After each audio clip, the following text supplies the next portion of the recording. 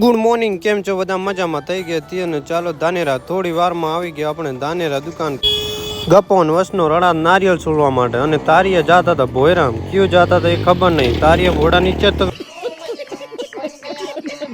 થોડી વારમાં આવી ગયા હરેશભાઈ ને આપણે જવાનું હતું રેલવે સ્ટેશન પાર્સલ આપવા માટે. પછી થોડી વારમાં કોલ આવે વેવાઈને પણ જવાનું હતું રેલવે સ્ટેશન અને બંનેને છોડવા ગયા આપણે રેલવે સ્ટેશને.